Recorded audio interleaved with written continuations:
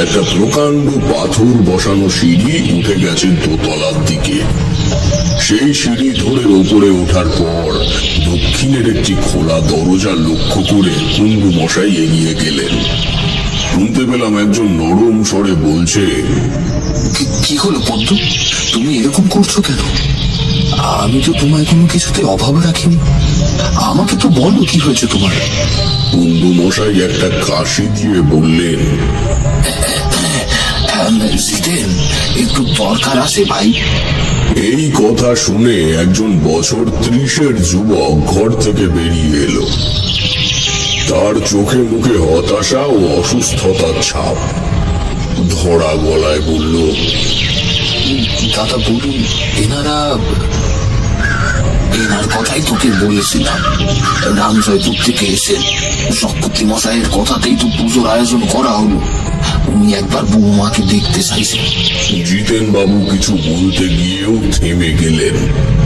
কেবল আঙুলের ইশারায় আমাদের একটু অপেক্ষা করতে বলে বোধহয় তার স্ত্রীর অবস্থানের ব্যাপারে নিশ্চিত হয়ে ডাকলেন।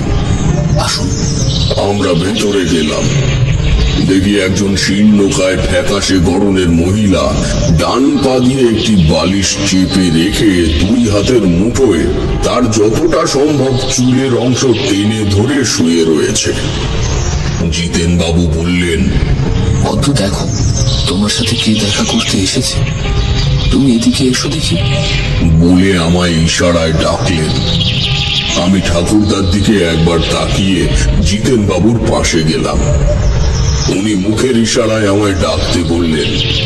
আমি হাঁটু ভাঁজ করে বিছানার উপরে উঠে তার হাতের উপরে হাত রাখতেই চমকে উঠলাম। সে কোনো জীবন্ত মানুষের শরীর হতেই পারে না।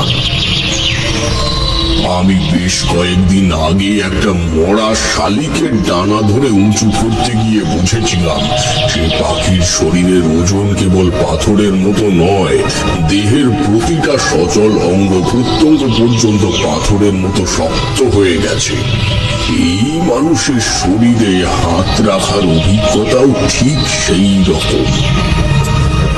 ঘরের সব থেকে ছোট সদস্য হওয়া সত্ত্বেও বললাম, ওনার শরীর তো শক্ত হয়ে গেছে। মাঝে মাঝে এমন হচ্ছে, আবার কোনো কোনো সময় পুরো স্বাভাবিক হয়ে যায়। বলে উনি তার স্ত্রীকে ধরে উঠিয়ে বসানোর চেষ্টা করলেন। মেয়েটির শরীর এমন ভাবে উঠল যেন তার হাত পা ও পূর্বের অবস্থানগুলি